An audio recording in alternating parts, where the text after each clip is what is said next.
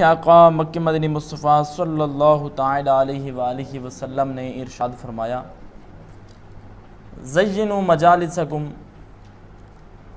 कि तुम अपनी मजलिसों को मुझ पर दुरूद पाक पढ़ कर आरास्ता करो। क्यों? कि अपनी मजलिस में जब बैठता है बंदा, जब भी कोई मजलिस लगे तो आका अलैहिस्सलाम पर दुरूद पाक पढ़ ले। तो इसका मकसद क्या है, इसका फ़ायदा क्या होगा? फरमाया कि फ़इन्ना सलातकुम अलैया नूरुल लकुम यौमल क़ियामा, फरमाया कि बेशक तुम्हारा मुझ पर दुरूद पाक पढ़ना कल बरोज़ क़यामत तुम्हारे लिए नूर होगा। तुम्हारा दुरूद पाक पढ़ना कल बरोज़ क़यामत तुम्हारे लिए नूर होगा। दुरूद पाक तो हम पढ़ रहे हैं, अब इसमें एक नुक्ता है, सवाब भी हमें मिल रहा है। फिर फरमाया कि दुनिया के अंदर सवाब तो तुम्हें मिलना ही है, तो कल यही दुरूद पाक तुम्हारे लिए नूर भी होगा। कितनी प्यारी फजीलत है। और दुरूद पाक पढ़ने की एक मरतबा पढ़ लें, यहाँ पर नहीं कि 100 मरतबा 200 मरतबा 300 मरतबा, इसके फ़ज़ाइल अलग हैं। फरमाया कि जो बंदा एक मरतबा भी तुम अपनी मजलिसों को मुझ पर दुरूद पाक पढ़ कर रास्ता करो कि तुम्हारा दुरूद पाक पढ़ना कल बरोज़ क़यामत तुम्हारे लिए नूर होगा। फिर एक जगह पर इरशाद फरमाया कि जो बंदा मुझ पर दुरूद पाक पढ़ता है वो दुरूद पाक पुल सिरात पर उस बंदे के लिए नूर बन जाता है। क्योंकि पुल सिरात पर जब बंदा जाएगा तारीख़ी होगी, वो ऐसी पुल सिरात होगी बाल से ज़्यादा बारीक और तलवार से ज़्यादा तेज़, और उसके नीचे जहन्नुम होगा। जो बंदे गुनाहगार होंगे, जिन पर जहन्नुम वाजिब हो चुका होगा, वो जैसे गुजरने लग जाएगा कट कर जहन्नुम में जाकर गिरेगा। ऐसी पुल सिरात अल्लाह पाक ने बनाई होगी। और साथ ये भी इरशाद फरमाया कि जो बंदा आका अलैहिस्सलाम का आशिक होगा, ग़ुलाम होगा, वो ऐसे गुजर जाएगा जिस तरह बिजली चमकती है। एक जगह फरमाया कि वो ऐसे गुजर जाएगा जिस तरह बंदा ऐसे ऐसा चलता है डरता डरता वो गुजर जाएगा। कहीं पर आका अलैहिस्सलाम पकड़ कर अपने उम्मतियों को गुजार रहे होंगे। ये भी इरशाद फरमाया। तो प्यारे इस्लाम भाइयों, ये दुरूद पाक भी कल बरोज़ क़यामत पुल सिरात पर नूर हो सकता है। दुरूद पाक पढ़ते रहें, अपनी ज़िंदगी में रहकर नेकियां बढ़ाते रहें। इंशाअल्लाह ताला इसका अजर दुनिया में तो मिलना ही है और आखिरत में इसका सवाब का बरकत भी हमें ज़ाहिर होंगी। सल्लु अला हबीब सल्लल्लाहु अला मुहम्मद सल्लल्लाहु अलैहि वसल्लम। प्यारे इस्लाम भाइयों, अल्लाह पाक के एक वली गुज़रे हैं, हज़रत इब्राहीम बिन अदहम रहमतुल्लाहि ताला अलैह। एक नबी थे, वो इब्राहीम अलैहिस्सलाम थे, और ये हैं अल्लाह के वली जिनका नाम है हज़रत इब्राहीम बिन अदहम रहमतुल्लाहि ताला अलैह। और इनकी जो है ना, जो अल्लाह के वली जितने भी गुज़रे हैं, इनकी आदतें थीं, जब भी कोई आपके पास आता किसी मर्ज़ का इलाज लेने के लिए, कोई बात पूछने आता, तो आप उनको आरिफाना जुमले इरशाद फरमाते, आरिफाना जुमले इरशाद फरमाते। देखें, एक सहाबी रसूल हैं हज़रत अबू बकर सिद्दीक़ रज़ियल्लाहु ताला अन्हु, ये जिनका मर्तबा सहाबा किराम में से सबसे बुलंद है, हज़रत अबू बकर सिद्दीक़ रज़ियल्लाहु ताला अन्हु, और जिनको हम कहते हैं खलीफा अव्वल, सबसे पहले खलीफा हज़रत अबू बकर सिद्दीक़ हैं। और सिद्दीक़ इनको इसलिए कहा जाता है क्योंकि इन्होंने आका अलैहिस्सलाम की नबूवत की तस्दीक सबसे पहले की, बग़ैर पूछे बग़ैर सोचे समझे। जैसे इनके पास आर्डर पहुंचा कि आका अलैहिस्सलाम ने ऐलान नबूवत कर दिया, तो आपने सबसे पहले तस्दीक कर दी कि ठीक है जी, मैं मानता हूँ। इसलिए इनको सिद्दीक़ कहा जाता है। इनके पास एक बंदा आया, उसने कहा जी मेरा एक मसला है, वो मैं आपसे पूछने आया हूँ। एक औरत आई, एक औरत पूछने आई कि मेरा खामद जो है ना, इतने दिनों से घर नहीं है, मैं अकेली हूँ, घर में कोई रहने के लिए नहीं है, कोई ऐसा मुझे अमल बताएं जिससे जो है ना मेरा खामद घर आ जाए। हज़रत अबू बकर सिद्दीक़ ने फरमाया, जाओ मेरे नबी वहाँ पर बैठे होते हैं, उनके पास जाओ, वो आपको इलाज बताएंगे। इलाज तो आपको आता था, मगर एक मोहब्बत थी कि औरत को वहाँ भेजना है। जब वो औरत गई ईमान की हालत में, उसने ज़ियारत की, सहाबिया बनी वो औरत। फिर उसने रो रो कर अर्ज़ की, या रसूलल्लाह सल्लल्लाहु अलैहि वसल्लम, मेरा खामद घर नहीं है, कोई ऐसा इलाज बताएं कि मेरा खामद घर आ जाए। आका अलैहिस्सलाम ने थोड़ी देर खामोशी इख्तियार की, फिर फरमाया कि जाओ तुम नमाज पढ़ो और सब्र करो, नमाज पढ़ो सब्र करो। सब बोलें या अय्युहल्लज़ीना आमनुस्ताइनु बिस्सब्रि वस्सलाह। फरमाया कि तुम नमाज और सब्र से मदद चाहो, नमाज और सब्र से। कुछ शैतान जो है ना बाद वसवसे से डालता है, किसी से मदद ना चाहो, अल्लाह पाक से चाहो। तो यहाँ पर कुरान पाक फरमा रहा है, ना नमाज बंदा है ना सबर बंदा है, बल्कि ये दो एक चीज ही हैं। तो अल्लाह पाक ने फरमाया कि तुम नमाज और सबर से मदद चाहो। आका अलैहिस्सलाम ने फरमाया जाओ तुम नमाज पढ़ो और सबर करो। फिर वो औरत चली गई, हज़रत सिद्दीक़ अकबर रज़ियल्लाहु ताला अन्हु की बारगाह में पहुंची। फिर फरमाया, उस औरत ने अर्ज़ किया हज़रत अबू बकर सिद्दीक़ की बारगाह में कि मैं उस नबी की बारगाह में हाजिर हुई हूँ, तो आप भी मुझे इलाज इरशाद फरमाएं। हज़रत अबू बकर ने फरमाया जाओ, रात को काफ़ी देर बाद आपका खामद आपके घर आ जाएगा। रात को काफ़ी देर के बाद आपका खामद आपके घर आ जाएगा। अब वो औरत घर गई, रात को तस्वीर पढ़ी उसने, कुरान पाक पढ़ रही है, तिलावत कर रही है, जिक्र अज़कार कर रही है। कुछ ही पैर गुजरा था, दरवाज़ा खटखटा। सालों से जिसका मर्द शोहर घर नहीं आया, जब वो जाकर दरवाज़ा खोलती है तो शोहर घर आया हुआ है। हज़रत अबू बकर सिद्दीक़ रज़ियल्लाहु ताला अन्हु देखें कितनी प्यारी करामत ज़ाहिर हुई। जब वो घर आया तो सुबह उसी औरत ने, तवज्जो रखिएगा, बेहतरीन जुमले औलिया किराम ने यहाँ इरशाद फरमाए। वो औरत उस मर्द को लेकर, शोहर को लेकर हज़रत अबू बकर सिद्दीक़ रज़ियल्लाहु ताला अन्हु की बारगाह में पहुंची। उस औरत ने कहा कि मेरा खामद रात को घर आया, मुझे मुबारक दे दें। आप मुबारक लेने के लिए पहुंची, मेरा शोहर घर आ गया, मुझे मुबारक दें। तो हज़रत अबू बकर सिद्दीक़ ने पूछा, मुबारक देने से पहले आप ये कहो कि जिस नबी के पास आप गई थी उस नबी ने क्या कहा था। औरत कहने लगी, मैं जिस नबी के पास गई थी उस नबी ने मुझे कहा था कि आप जाओ नमाज पढ़ो और सब्र करो। हज़रत अबू बकर सिद्दीक़ ने फरमाया चलो। शोहर को भी साथ लिया आपने, उस औरत को भी साथ लिया, आका अलैहिस्सलाम की बारगाह में पहुंचे। इतनी खुश औरत। आका अलैहिस्सलाम ने जब देखा तो पूछा कि इतनी मुस्कुराहट क्यों है, खुश क्यों है। तो हज़रत अबू बकर सिद्दीक़ ने फरमाया कि इसका शोहर इसका घर आ गया है।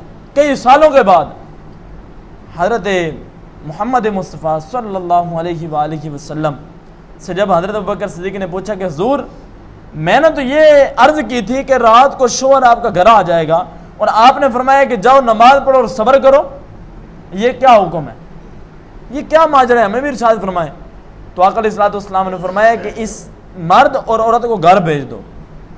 जब वो मर्द और औरत घर चले गए तो आका अलैहिस्सलाम ने इरशाद फरमाया कि जब इस औरत ने मुझे कहा ना कि इतने सालों से मेरा शोहर घर नहीं आया, तो मैंने अपनी नज़र उठाई, मुझे नजर आया कि इसका शोहर फोत हो चुका है, मर गया है। इसलिए मैंने कहा कि जाओ नमाज पढ़ो और सब्र करो, और आपके पास आई, आपने कहा कि जाओ आपका शोहर रात को घर आ जाएगा। तो अल्लाह पाक की रहमत को हया आई। अल्लाह पाक ने फरमाया कि जिसके नबी इतने पाकीज़ा जो कह रहे हैं कि जाओ सब्र करो और नमाज पढ़ो, और उसका यार जो सिद्दीक अकबर, सबसे बड़ा सिद्दीक, आशिक अकबर, सबसे बड़ा इश्क करने वाला, वो कह रहा है कि जाओ आपका शोहर रात को घर आ जाएगा। तो अल्लाह पाक की रहमत को जोश आया। अल्लाह पाक ने फरमाया कि जिसका यार इतना सच्चा है उसके कौल में कैसे झूठा करूं, जाओ रात को अपने घर जाओ। उस मर्द को अल्लाह पाक के हबीब ने, अल्लाह पाक के हबीब की दुआओं से अल्लाह पाक ने उस शोहर को, उस औरत को मिला दिया।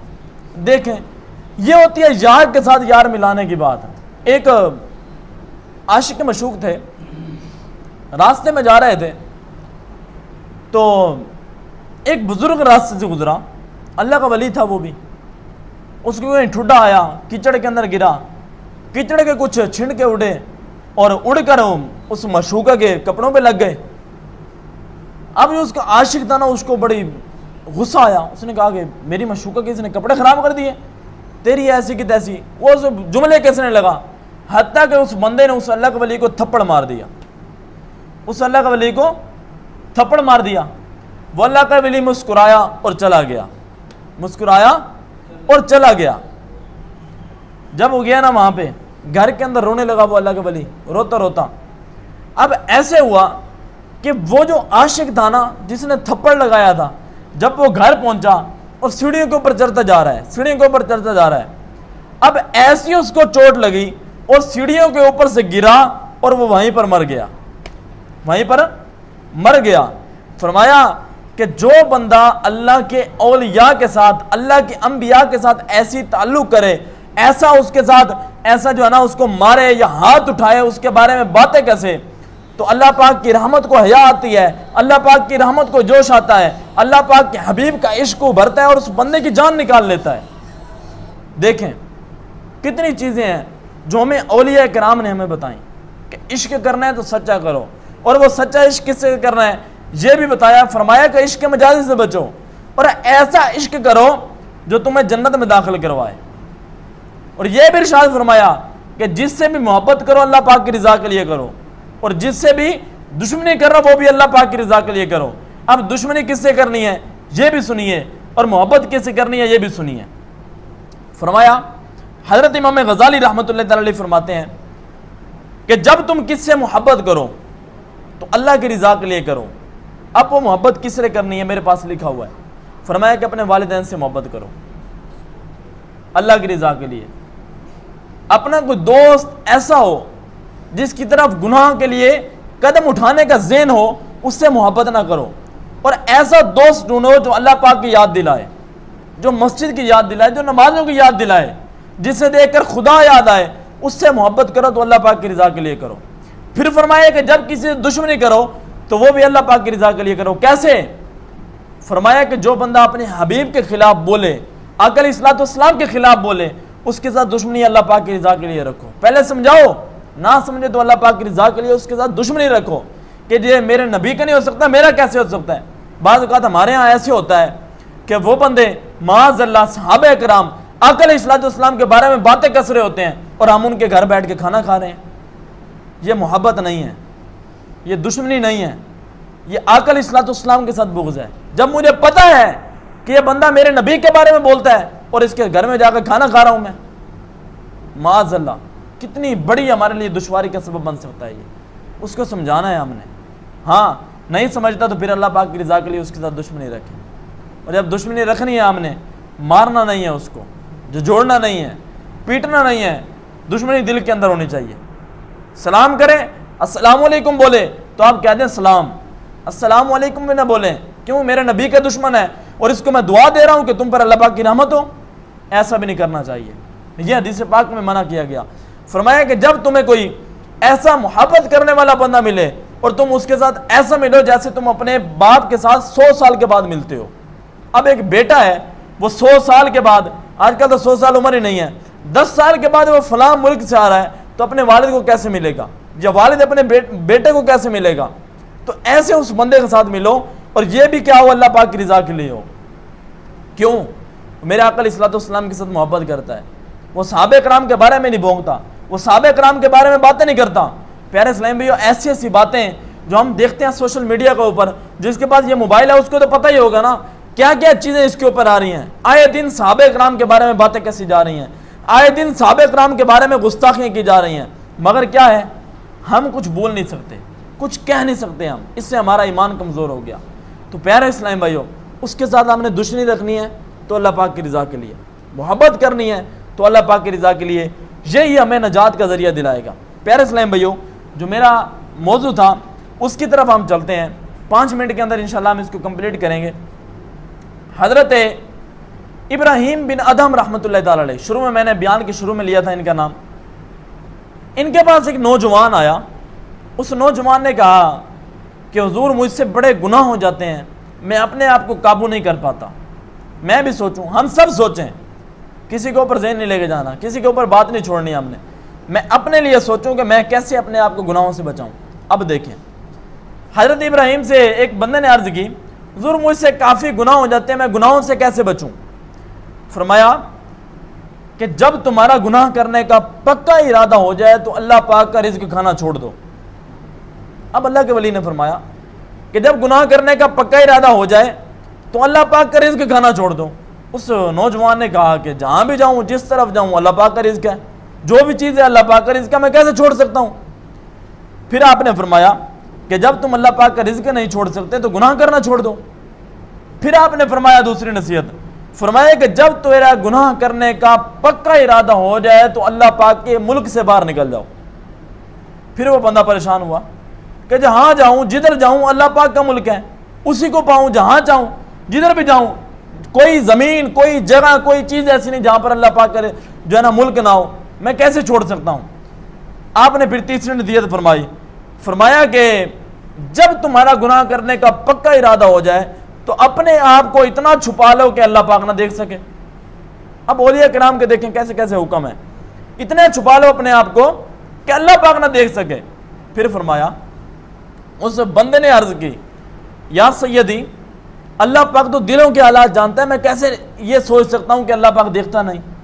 अल्लाह पाक हर जगह अल्लाह पाक देख रहा है, अल्लाह पाक दिलों के हालात जानता है, मैं कैसे छुप सकता हूं। फिर आपने फरमाया कि जब तुम्हारा गुनाह करने का पक्का इरादा हो जाए और जब तुम मरने लगो और इजराइल तुम्हारी जान निकालने के लिए आ जाए, तो हजरत इजराइल अलैहिस्सलाम को कहना कि तुम जाओ, मुझे थोड़ी मोहलत दे दो। फिर उस बंदे ने कहा कि हुजूर, हजरत इजराइल अलैहिस्सलाम एक मुकर्रर वक्त पर आएंगे जो हमें मोहलत नहीं देंगे, जान निकाल लेंगे हमारी, मैं कैसे मना कर सकता हूं। फिर फरमाया कि जब तुम अल्लाह पाक का रिज़्क़ खाना भी नहीं छोड़ सकते, अल्लाह पाक से मुल्क से बाहर भी नहीं जा सकते, अपने आप को अल्लाह पाक से छुपा भी नहीं सकते और इजराइल को भी नहीं मोड़ सकते, गुनाह करना क्यों नहीं छोड़ देते। फिर आपने फरमाया 5वीं नसीहत कि जब तुम कब्र में चले जाओ और मुनकर नकीर सवालात के लिए आए तो उनको हटा देना। वो बंदा परेशान हुआ, हुजूर मेरी क्या मजाल, मैं उनको कैसे हटा सकूं, मैं अदना गुलाम, इतने बड़े मर्तबे वाले फरिश्ते मुनकर नकीर, मैं कैसे हटा सकता हूं उनको। फिर आपने छठी और आखिरी नसीहत करते हुए इरशाद फरमाया कि जब तुम इतने गुनाह करते हो और क़यामत के दिन तुम्हें जहन्नुम में डालने का हुक्म मिल जाए तो तुम कह देना मैं जहन्नुम में नहीं जाता। फिर वो बंदे के आंसू निकलने लगे, उसने कहा हुजूर मैं कैसे कह सकता हूं, अल्लाह पाक का हुक्म मैं कैसे टाल सकता हूं।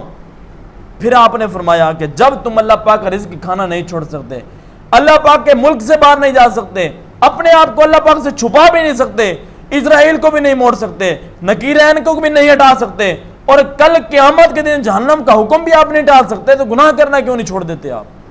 उस बंदे के दिल में ये बातें बैठी, उस बंदे का दिल नरम हुआ और आपके कदमों में गिरा, सच्ची पक्की तौबा कर ली। ये वाक़या बयान करने का मकसद यह है कि हम जब गुनाह करने के लिए जाएं, जब हमारा ज़हन हो कि मैंने गुनाह कर ही डालना है, तो ये सोच लें हम कि अल्लाह पाक देख रहा है, अल्लाह पाक दिलों के हालात जानता है। ये भी सोच लें साथ कि हमने हमेशा दुनिया के अंदर रहना ही नहीं है, एक दिन कब्र में जाना है। कब्र में ना वालिद होगा, ना माँ होगी, ना दोस्त होगा, ना उस्ताद होगा, ना वो बंदा होगा जो दुनिया के अंदर हमारा बन के रहा, मुझे थोड़ी सी तकलीफ पहुंची वो रोने लग गया, वो भी नहीं होगा कब्र में। तो हम क्या करेंगे, कहाँ जाएंगे, ये हमें सोच लेना चाहिए। तो हज़रत इब्राहीम बिन अदहम रहमतुल्लाह तआला अलैह की ये 6 नसीहतें थी जो मेरे बयान का मौजू था, वो मैंने आपको सुनाई। तो इस चीज़ को हम अपने हाथ के साथ बांध लें, अपने हाथ के साथ जोड़ लें कि अल्लाह पाक हमें गुनाहों से महफूज रखे, अल्लाह पाक हमें गुनाहों से महफूज रखे। इन चीज़ों को अपने हाथ में पकड़ लें, इंशाअल्लाह इसकी बरकत से। शैतान तो हर वक्त अपने काम में कामयाबी चाहता है, मगर हमारा दुनिया में आने का मकसद यह है कि अल्लाह पाक की इबादत करें। वमा खलक़तुल जिन्ना वल इंसा इल्ला लियअबुदून, अल्लाह पाक ने फरमाया कि मैंने जिन और इंसानों को अपनी इबादत के लिए पैदा किया है। तो हम इस मकसद को लें अपने हाथ में, इस मकसद को लेकर चलें। जहाँ भी शैतान रुकावट डाले तो हम उस रुकावट को हटा दें। भाई 24 घंटे मैच खेलना है, 24 घंटों के अंदर 1.5 घंटा हम नमाजों के लिए दे दें, तो ये 23 घंटे तो 22.5 घंटे अलग हो जाएंगे, और ये 1.5 घंटा जो हमारी नमाजों का है जो हमें जन्नत में दाखिल करवा सकता है, 1.5 घंटा डेली का। तो अल्लाह पाक हमें अमल करने की तौफीक अता फरमाए और 5 वक्त की नमाज पढ़ने की तौफीक अता फरमाए। आमीन बिजाए नबी अमीन सल्लल्लाहु अलैहि वसल्लम।